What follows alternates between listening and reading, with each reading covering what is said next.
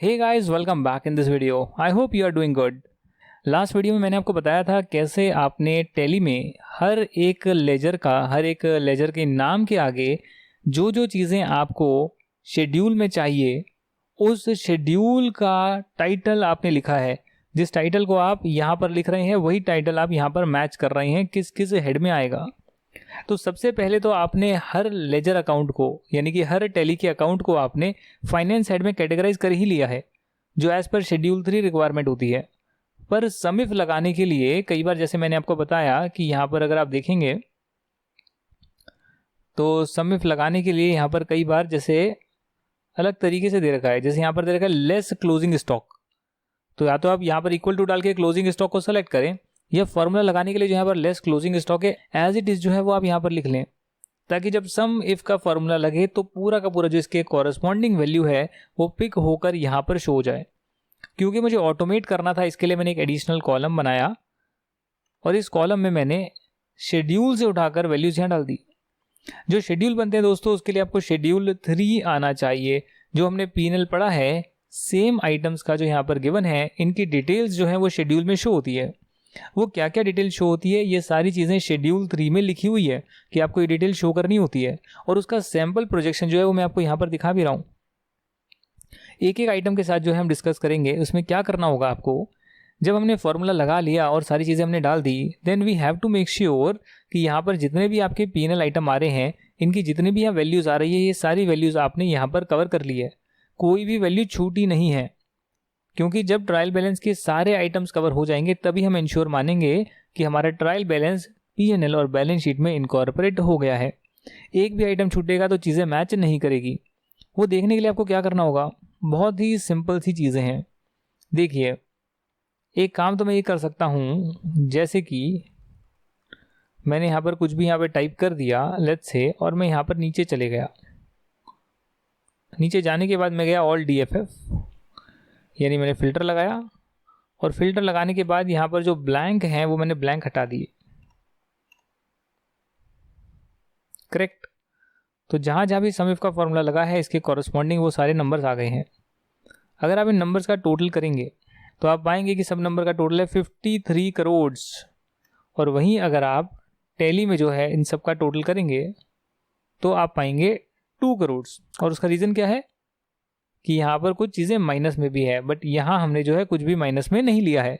Revenue को revenue में दिखाया है, एक्सपेंस को एक्सपेंस में दिखाया है, बाद में रेवेन्यू से एक्सपेंस माइनस करके प्रॉफिट दिखाएंगे। तो आप क्या कर सकते हैं, आप इंडिविजुअली जो है चीज़ें टेस्ट कर सकते हैं। जैसे सेल्स ऑफ ट्रेडेड गुड्स है, लेट्स से मैं फ़िल्टर हटा देता हूँ और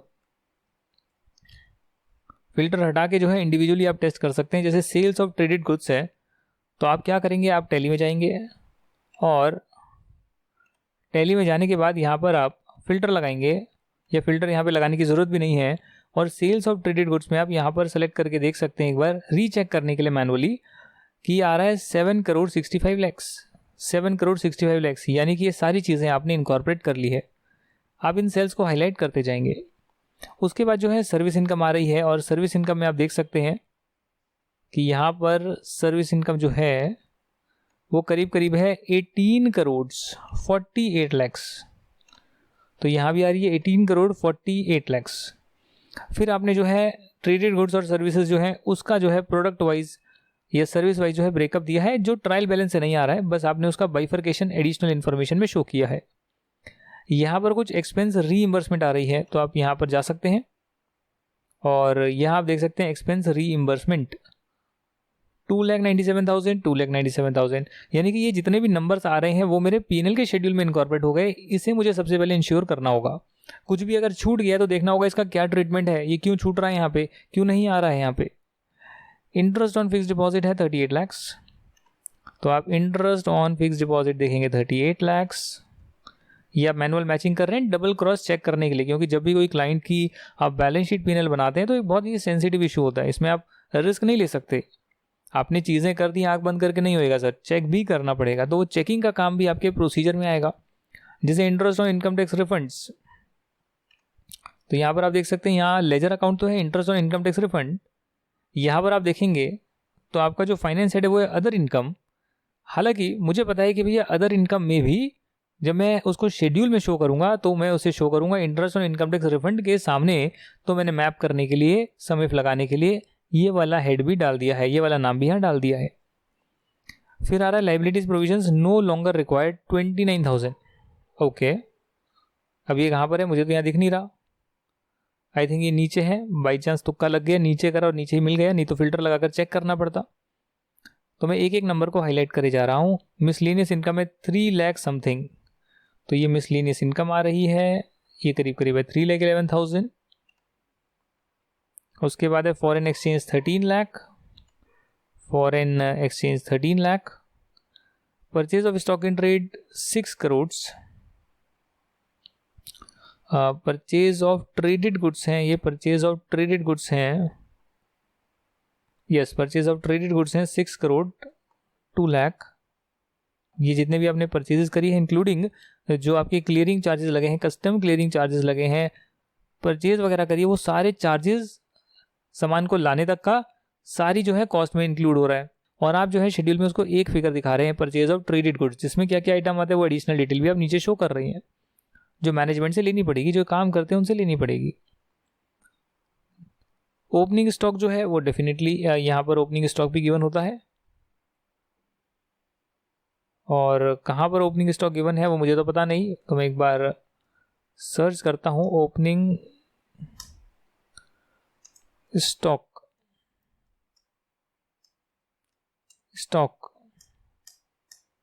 सिर्फ जो है क्लोजिंग स्टॉक आ रहा है, तो ओपनिंग स्टॉक पता नहीं मैंने लिखा है नहीं लिखा है, तो यहाँ पर आपको डिफरेंस पता लग गया, यहाँ कहीं ना कहीं प्रॉब्लम है। तो इस इशू को आप आइडेंटिफाई कर लीजिए कि ये आपको यहाँ पर नहीं मिला, क्यों नहीं मिला हम देखेंगे। तो क्लोजिंग स्टॉक तो आपको पता है यहाँ पर आ गया है और बैलेंस शीट में भी रिफ्लेक्ट हो जाएगा। स्टॉक की डिटेल आपने यहाँ पे शो कर दी है, जो इस 53 लाख में क्लोजिंग स्टॉक में आ रहे हैं, कौन कौन से आइटम्स वो आपने शो कर दी हैं। फिर काफ़ी सारे आपके एम्प्लॉय बेनिफिट एक्सपेंसेस हैं, तो वो भी आपने देखा। अगर आपको ऐसे नहीं मिल रहा है तो आप यहाँ भी देख सकते हैं, कैटेगराइज कर सकते हैं। तो ये आ रहा है सैलरीज एंड इंसेंटिव्स। ओके, तो ये आ गया आपका सैलरीज एंड इंसेंटिव्स। इसका अगर आप टोटल देखेंगे तो यह है करीब करीब 10 करोड़, उतना ही आ रहा है। फिर है contributions to PF, contribution to PF, contribution to PF, यह है करीब 8 लाख, आपने मैच कर लिया 8 लाख। स्टाफ वेलफेयर एक्सपेंसेस, आप समझ रहे हैं क्या हो रहा है। ये सबसे पहले तो जो एम्प्लॉयर कंट्रीब्यूशन है उसको आपने कैटेगराइज करा, ये कंट्रीब्यूशन टू पीएफ का हेड में जाएगा। और सिर्फ मैच करने के लिए जो यहाँ पर एग्जैक्टली जो यहाँ पर आ रहा है, एग्जैक्टली आपने डिट्टो जो है सेम दोनों जगह कॉरेस्पॉन्डिंग डाल दिया ताकि सम इफ का फॉर्मूला लग सके। इसके बाद जो है यहाँ पर आ रहा है staff welfare expenses, staff welfare expenses, ये है 31 लाख, तो ये भी 31 लाख आ गया, मैच हो गया। फाइनेंस कॉस्ट में आ रहा है interest on income tax and delayed payments, interest on income tax and delayed payment, ये है 83,000। सेम चीज़ आ रही है, आपने आइडेंटिफाई करा। इंटरेस्ट ऑन टीडीएस जो है वो आपका फाइनेंस कॉस्ट में जाएगा, और यहाँ पर आप इसको शो कर रहे हैं, जो पूरा लाइन लिख कर डिटेल में शो कर रहे हैं, सेम लाइन आपने यहाँ पे लिख दी ताकि आप सम इफ का फॉर्मूला लगा सके। अब आपके बहुत सारे और भी चार्ज आ रहे हैं, सॉफ्टवेयर एश्योरेंस कॉस्ट, तो आप यहाँ पर आप देख सकते हैं सॉफ्टवेयर एश्योरेंस कॉस्ट क्या है, या मैं इसका आपको शॉर्टकट भी बता देता हूँ। इसका शॉर्टकट ये भी है कि जो भी चीज़ें यहाँ आ रही है, आपने तो फॉर्मूला लगाया सम इफ का, तो जाहिर सी बात है कि जो कॉरेस्पॉन्डिंग चीज़ें उस साइड आ रही होगी उन सब का टोटल यहाँ मैच होगा। समझ रहे हैं आप? नहीं समझे? मैं आपको समझाता हूँ। ये जितने भी यहाँ पर आइटम आ रहे हैं, ये देखिए आप, अगर मैं इसको कॉपी कर लूँ और इसको मैं यहाँ पर पेस्ट कर लूँ इन आइटम्स को, राइट, इसको मैं थोड़ा सा बड़ा कर लूँ और यहाँ पर फिल्टर लगा के जो ब्लैंक कॉलम आ रहे हैं उन सभी ब्लैंक कॉलम्स को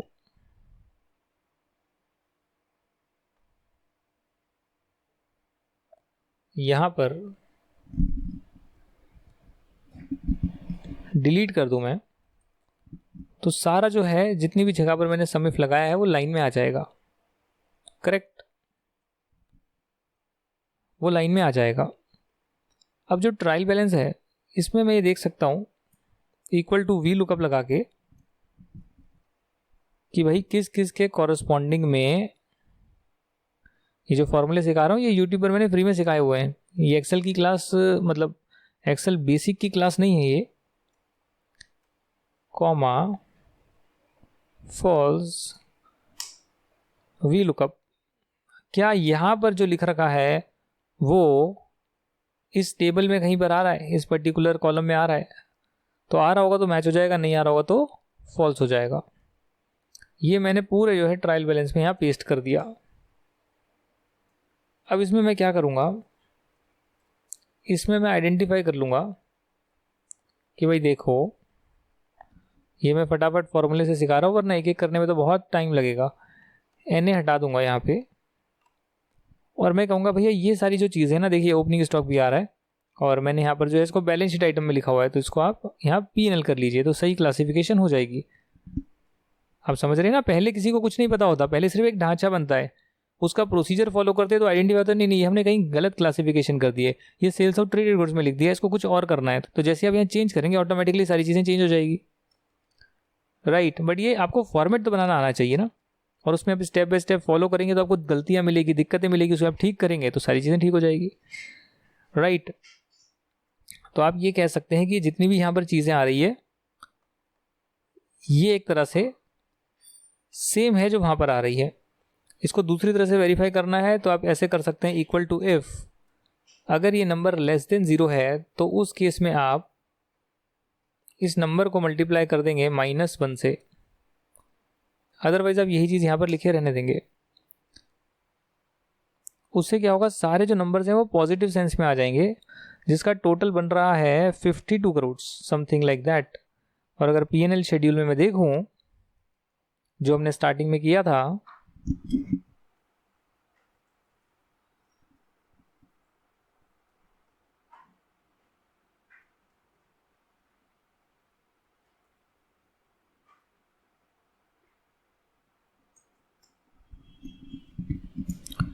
और यहाँ पर टोटल करूँ तो ये आ रहा है 53 लाख, ये आ रहा है 52 लाख, ये आ रहा है 53 लाख। तो ये सारे झमेले होते हैं, ये नहीं होता कि आपने बस बैलेंस शीट में ट्राई किया और बन गया, कोशिश करना पड़ता है। 53 लाख 52 लाख मैच नहीं हो रहा सर, क्यों नहीं हो रहा? इसलिए नहीं हो रहा क्योंकि वहाँ पर क्लोजिंग स्टॉक भी जो है वो आ रहा है 5341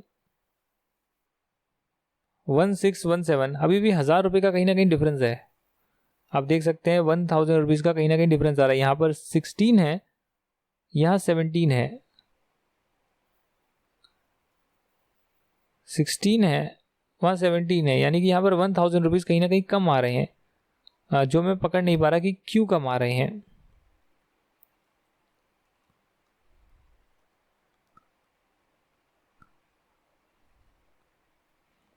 तो ये भी आपको जो है यहाँ पर और जो है अब आपको मेहनत करनी पड़ेगी चेक करने के लिए कि व्हाट वेंट रॉन्ग, राइट।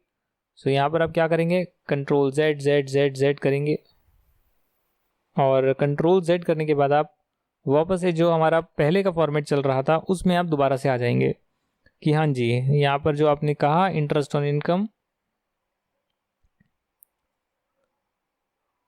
वो हमने जो है देख लिया है। उसके बाद सॉफ्टवेयर एश्योरेंस कॉस्ट है, उसे देख लेते हैं। सॉफ्टवेयर एश्योरेंस कॉस्ट ये है 52 लाख रुपीज़। सब कॉन्ट्रैक्टर कॉस्ट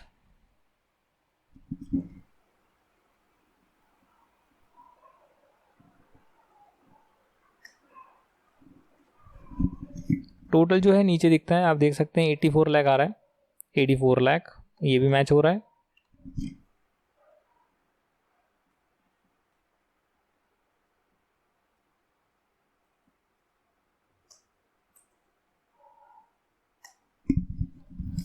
उसके बाद जो है कमीशन है 1 करोड़ 82 लाख की, ये भी मैच हो रही है। उसके बाद रेंट है 1 करोड़ 63 लाख का, तो रेंट आप फिल्टर लगाइए यहाँ पे।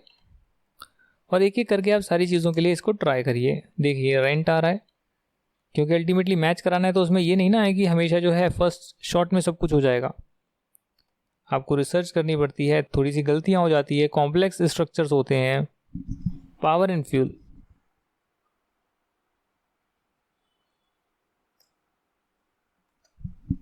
$47,18,000, 47,18,000 टोटल करके मैंने चेक कर लिया और इन पे मैंने कलर कर दिया कि ये कवर हो गया है। फ्रेड एंड ऑक्ट्रॉय,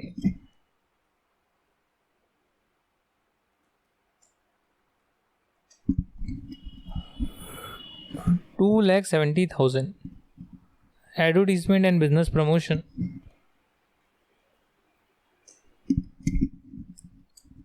और ये आ गया आपका 3,24,000, ट्रैवलिंग एंड कन्वेंस,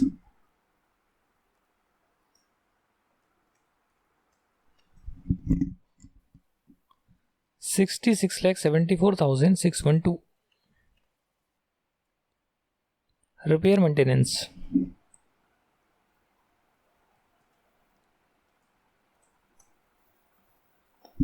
$16,67,000, ये भी मैच हो गया।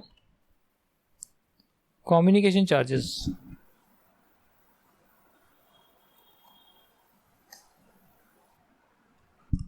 $28,09,548, ये भी मैच हो गया।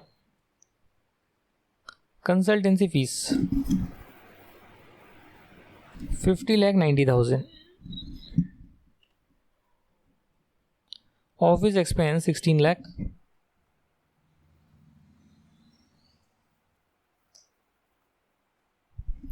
$76,378,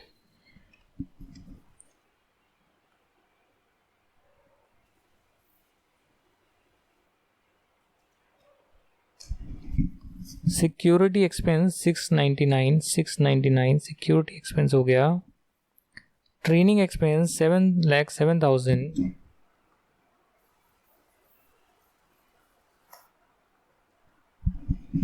$7,07,000, रिक्रूटमेंट चार्जेस 22,50,000,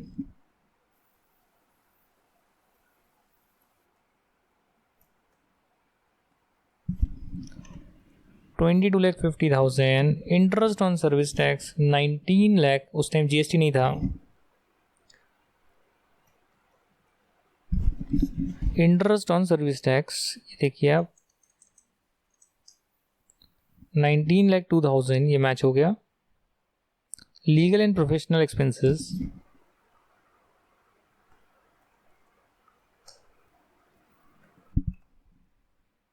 $28,45, ठीक है। Bank charges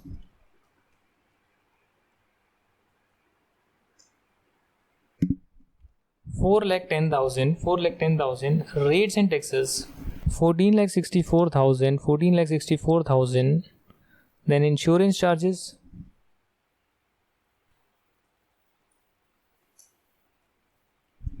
$17,35,000, provision for doubtful debt नहीं आ रहा है। सॉफ्टवेयर लाइसेंस $2,93,000,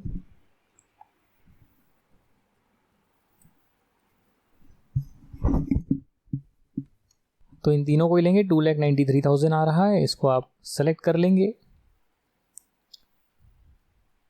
और फिर है trademark licence fees,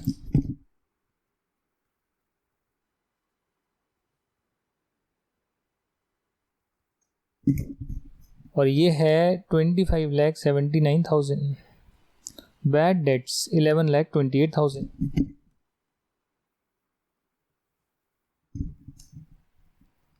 $11,28,000, advance written off 49,900।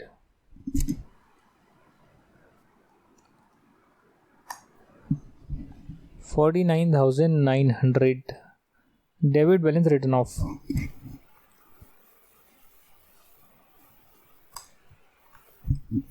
$5,636। Printing stationery $7,24,000।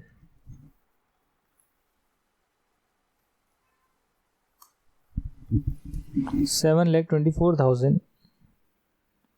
उसके बाद है audit fees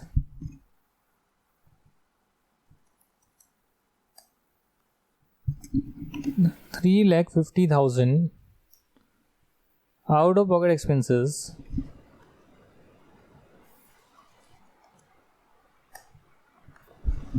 17,243 loss on sale of fixed assets,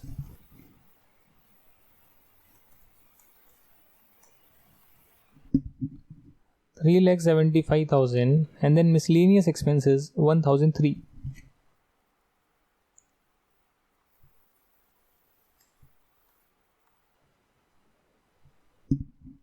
₹1,003 prior period adjustment है नहीं। इसमें मैंने सारी चीज़ें कवर कर ली except one, that is opening stock.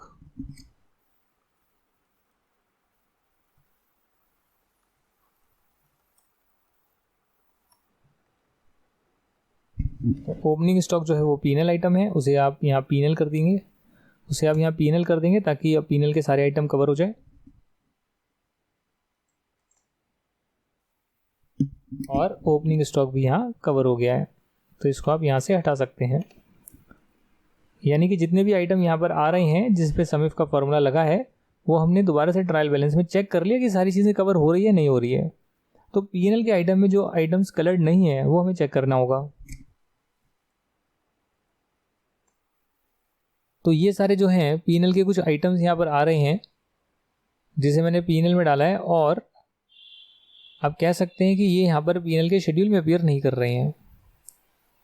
तो अगर आप ये देखेंगे तो ये जो पीएनएल है ये तो इसका बैलेंस आ रहा है, जो कि अब बैलेंस शीट आइटम में जाएगा। तो इसको आप यहाँ से हटा सकते हैं।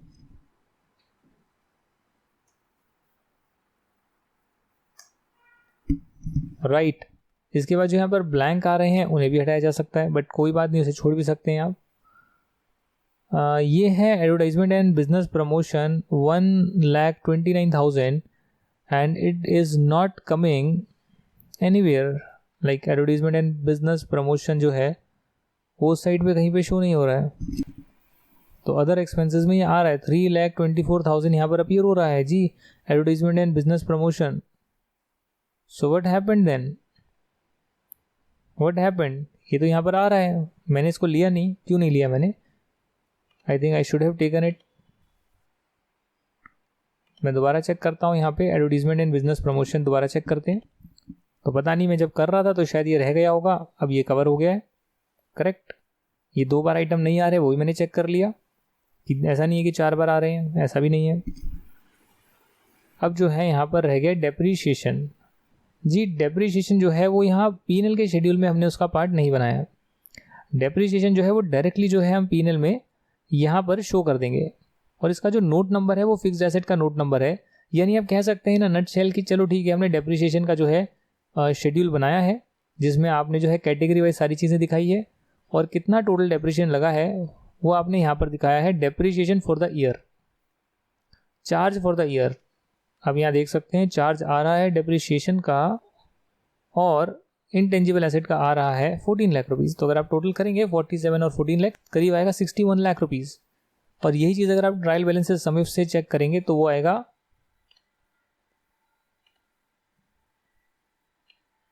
61 lakh rupees. So that means जो डेप्रीशिएशन है वो पीएनएल शेड्यूल में नहीं, हमने उसका अलग फिक्स्ड एसेट शेड्यूल बनाया है, और वहाँ पर हमने ये सेम फार्मूला ही लगाया हुआ है, समिफ का फार्मूला ही हमने लगाया हुआ है। तो ये भी हमारा पीएनएल आइटम मैच हो गया, जो डायरेक्टली पीएनएल जब हम बनाएंगे प्रॉफिट एंड लॉस स्टेटमेंट तो शेड्यूल से यहाँ पर उठकर आएगा, तो डेप्रीशिएशन का अमाउंट डेप्रीशिएशन शेड्यूल से उठकर यहाँ पर आएगा। और क्या क्या आइटम नहीं आ रहे हैं पीएनएल के वो आपको देखना पड़ेगा। तो बाकी आइटम जो बच गए हैं वो है आपका deferred tax expense, current tax. तो ये जो है आप देख सकते हैं कि पीएनएल शेड्यूल में नहीं बट डायरेक्टली जो है पीएनएल में यहाँ पर आएंगे करंट टैक्स, डेफर्ड टैक्स, तो इसे हम वहाँ पर ले लेंगे। तो इसका मतलब हो गया कि इन सब चीज़ों के अलावा मैंने पीएनएल आइटम के जितने भी आइटम्स थे टैक्स के अलावा, जो यहाँ पर पीएनएल पे नीचे जाता है टैक्स, इसको छोड़कर सारे प्रॉफिट एंड लॉस के आइटम्स मैंने सही जगह पर कैटेगराइज कर दिए हैं। इससे मैंने डबल चेक कर लिया। राइट, अभी भी जो है आपका पीएनएल का शेड्यूल पूरा नहीं हुआ है, इसमें और भी काम करना बाकी है। वो चीज़ें जो है हम नेक्स्ट क्लास में डिस्कस करेंगे। Do revise and practise all this stuff by yourself by downloading the sheets, Excel sheets from your course material section on our website or Android application. We'll see you in the next video then. Tata, bye bye.